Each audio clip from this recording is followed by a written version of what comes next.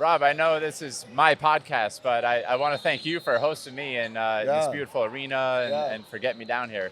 Well, thank you so much, and I'm looking forward to being interviewed and you taking me through your process. I Yeah, have a lot of man. great things about you. Yeah, I appreciate it. So normally my podcasts go, some of them I did one today that was 2 hours long. Some of them go really long. Wow. I like to go deep with folks. I hear you.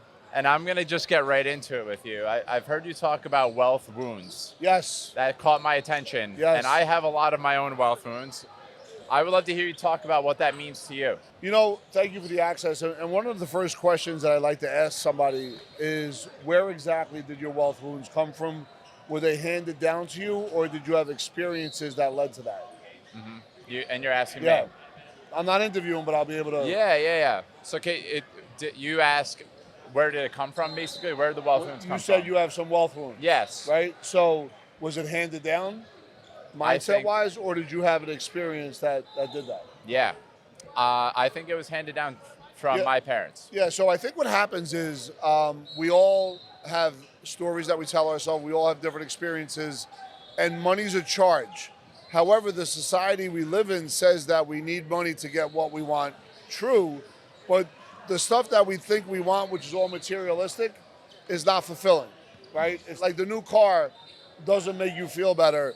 If you never had one, you think it will, but when you get it, it's not the new car that makes you feel better. It's the access that the new car gives you. When I talk about wealth wounds, I'm talking about people's relationship with money. And is it a scarce relationship or is it an abundant relationship? If it's scarce, you're always going to be chasing. You're always going to come from a lack mindset, and all your decisions wouldn't necessarily be free flowing. It would be more from a scarce, I don't have it, let me grab energy mindset. Yeah. So let's say I came to you with that. I said, my parents have handed me wealth wounds. I grew up upper middle class. So I knew where my next 1,000 meals were coming from at any given time. I've never really been actually in scarcity. So where would you go with me? Like what would the process look like to help someone get clear on what your beliefs are, where the scarcity shows up, etc.? My process is usually a 60-day, 6-call process. And what I want to do first is build rapport, meaning I genuinely want to get to know you. So I'm going to ask a lot of questions. I learned this from my partner, Sean Callaghan. I'm going to ask you 5 questions, basically, in the rapport building phase. So people typically say, how do you go build rapport with somebody? Well, how do you do it? Well, it's really like, where are you from, where are you now, where you're going, what are your strengths and what are your challenges? That's kind of the mindset. But my question is, if you knew where your 1,000 meals were coming from, but you still had wealth wounds, were those wealth wounds in decision makings on moving forward? Were you not sure if you should do it? Or was there a certain money number that made you uncomfortable? Yeah. I'm a combination of a lot of things, man. And I could definitely get into it with you. I think I always saw my parents worried about it. Yep. So they made a good amount of money, but in comparison to the other people that I grew up around, I didn't make that much money. My parents didn't make that much What was the difference between them and your parents? They were making more money. Different careers? Yes. Okay. Different careers. And do you know the difference? Do you remember the difference in careers? Do you know what it was? I don't know exactly what their parents were doing. The reason why I'm asking is because entrepreneurs live a different life and a different mindset than a salary person. Yeah. So if you have a salary with a bonus, great, but there's stuff you could do outside of that in another business that could help really take you to another level. Right. Our parents weren't taught that. Right. Right? So if your parents were good savers, which it sounds like they were, Yes. That's always a leg up versus someone like my parents that will run out of money on the 20th of every month. Right? Those are 2 different things. And I think that for me, when I build leverage or when I build rapport, which creates leverage, anyone I talk to needs to know that I genuinely care, because I want to make sure that they know, because I'm listening to them and what they actually say matters. And by deep listening versus talking over them, it helps build rapport. Yeah. Now, once you build rapport, if I can build rapport, then I can create leverage. So you're going to tell me all the different things that were your successes, all your different challenges, all your different limiting beliefs. If I build leverage, I could then say, hey, maybe I could show you how to disrupt that pattern over here because you're listening to me, and then replace that pattern and put it over here with an empowering alternative. Yeah. Right? By doing that, it creates lasting change. Yeah.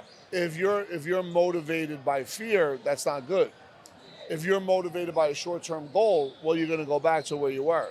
Yeah. So in my process, it's how do I understand how you operate, what your operating system is, why you have that relationship with money, and then, by the way, I want to know your successes with money.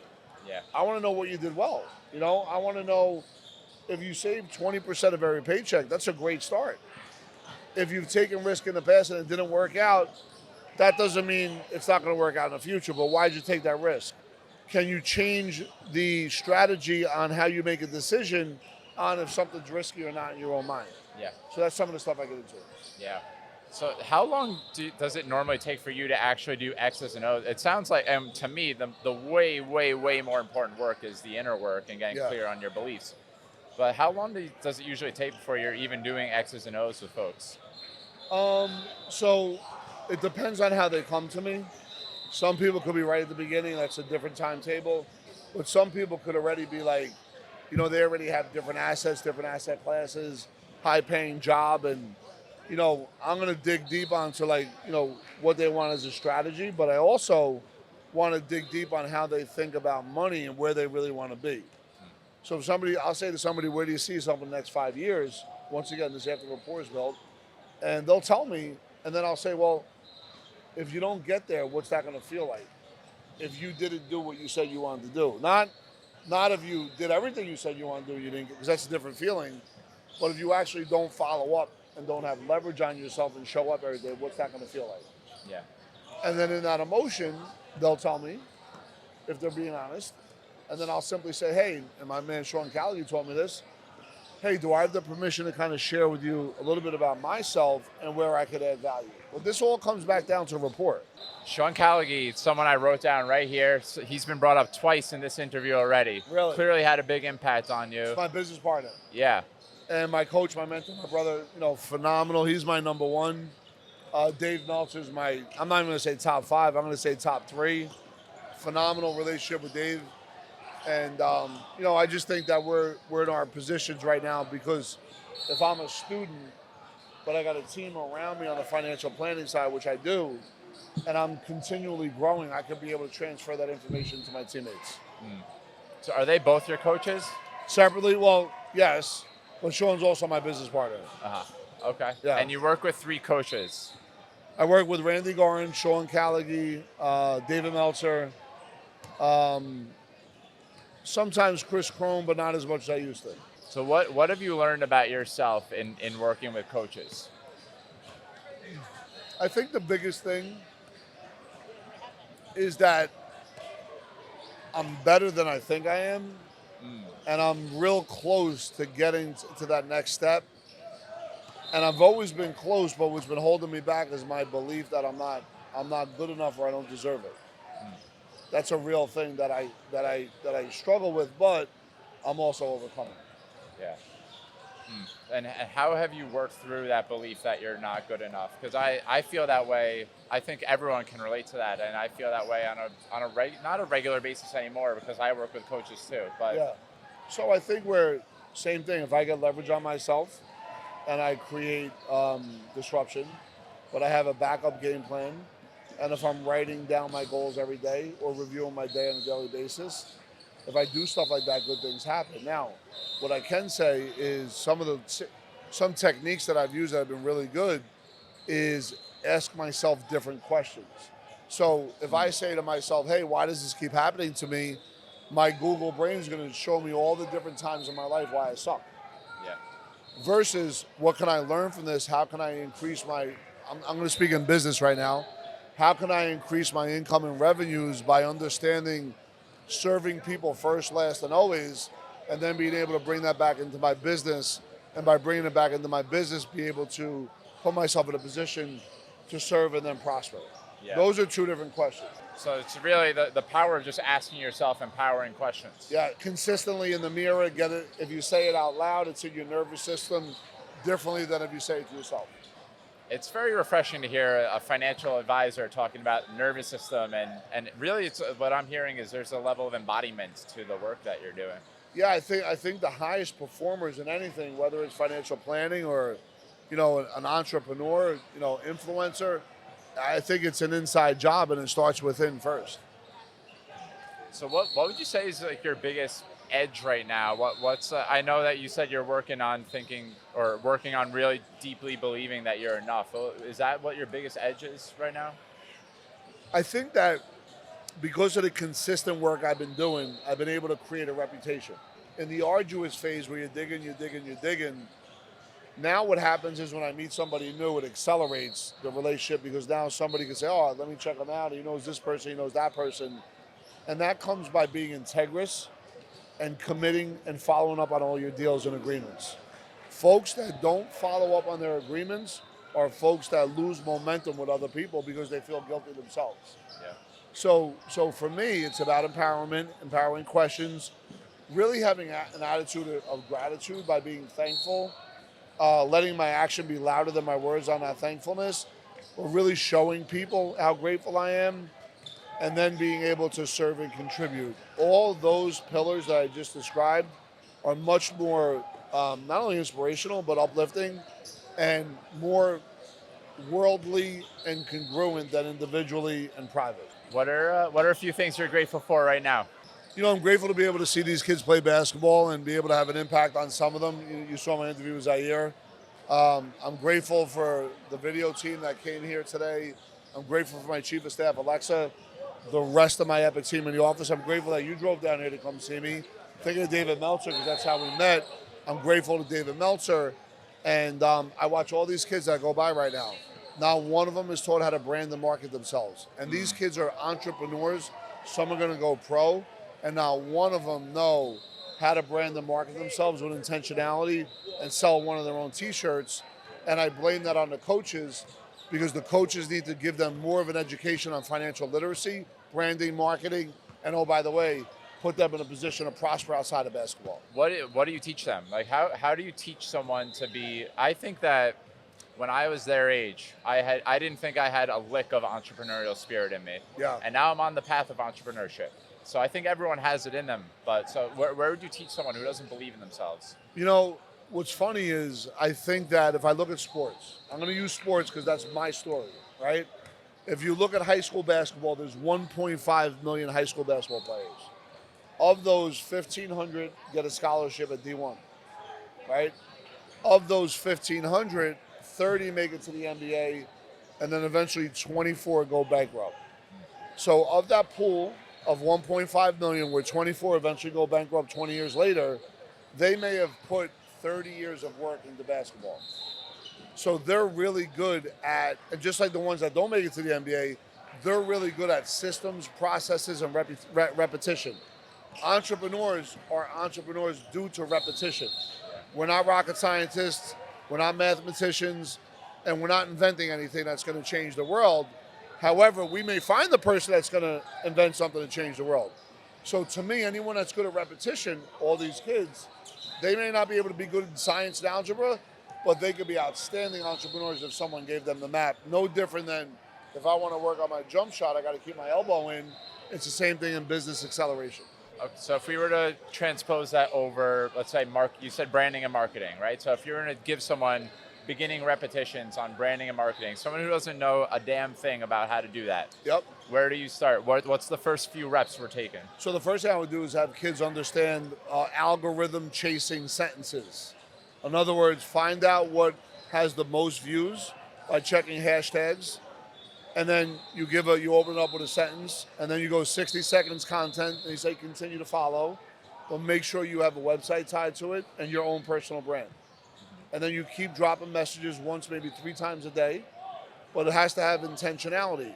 A video like this, if one of these kids can interview one of their buddies, and they get a camera like this for 30 minutes, not only does this go on YouTube and a podcast, but then they could chop it up into 20, 60 seconds videos that go on their page as well. So if I'm going to do 8 of these a day today, 8 today, that means I'm going to have 2 months of clip videos on TikTok, stories, Instagram, Facebook, and whatever else I'm not thinking about, right? Yeah.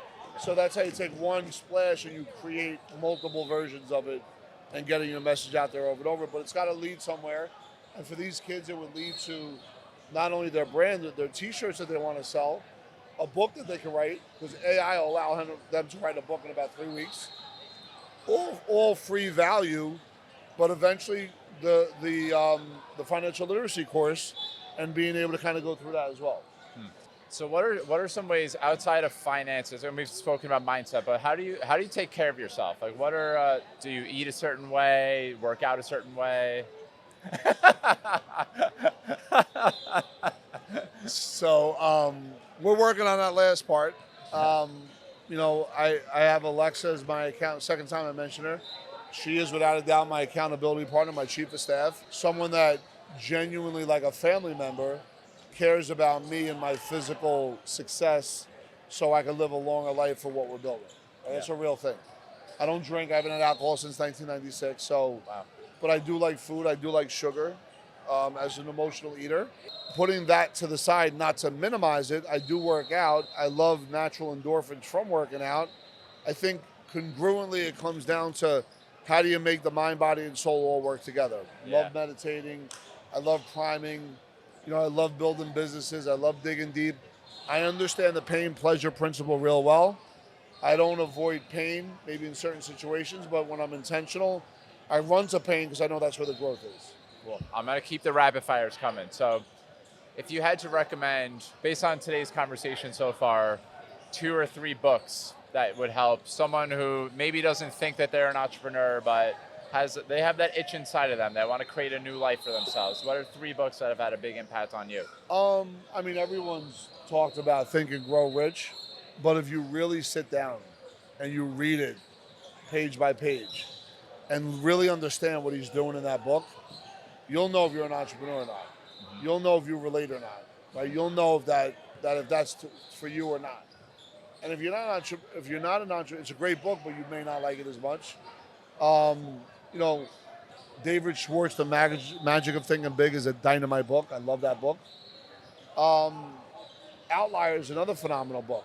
Gladwell? Yes, Gladwell. I love that book because it talks about proximity, but it also, I'm going to use my words, talks about a talent pool. So if one of these teams here have kids that are at a higher level of talent, they could feed off each other, especially if they're at a younger age, and build up a lot faster than if they got together when they're at an older age. So talent pool through Outliers, which is 10,000 hours to become a master at something. Yep.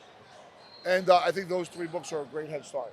So one question I wanted to ask you, because you gave it to me in the prep for this conversation, and I love this question. Why does privilege make you uncomfortable? That's a great question. So privilege makes me uncomfortable because it is an expectation in my mind, speaking for me, an expectation mindset. Now, an expectation mindset without work, I struggle with. But an expectation mindset with work, I don't struggle with.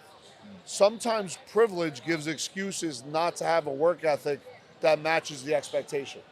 That's been my experience. People that don't come from privilege and understand if it is to be, it's up to me, and have this one opportunity, this window, this privilege window that's open, tend to step into it much greater without somebody influencing behind the scenes and giving them a pass.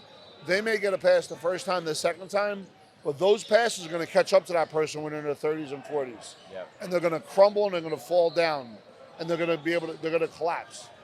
And if you're going to collapse in your 30s and 40s, it's a lot worse than you do it in your 10s and 20s. Yeah. So the challenge with the kids that don't have privilege, they don't think they deserve it. Yeah. And I want to let them know you do deserve it. It's not about resources. It's about being resourceful, 2 different things. Once you learn the art of resourcefulness, branding, marketing, and self-education through investing in the real estate between your ears, you can begin to really break through that ceiling and complexity. All right, Rob, final question I ask every interview. What does it mean to you to live a meaningful life? It means everything. It's the dash between the day I was born and the day I died. So I want to be known for having impact. I want to be known for being able to provide value and service that I contribute, that I've had impact on people's worlds. I mean, I look around, I want these kids, I want people in front of me to talk about me in a way that I didn't take from them, that I gave to them, and the result of that giving put them in a place that they may not have been able to get to had they not met me at a certain time in their life.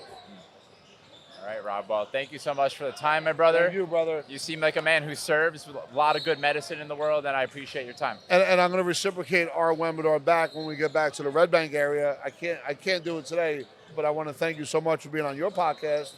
I'm excited to share it and do everything else, but I'm also excited to interview you as well. I'm looking forward to that, my friend. All right.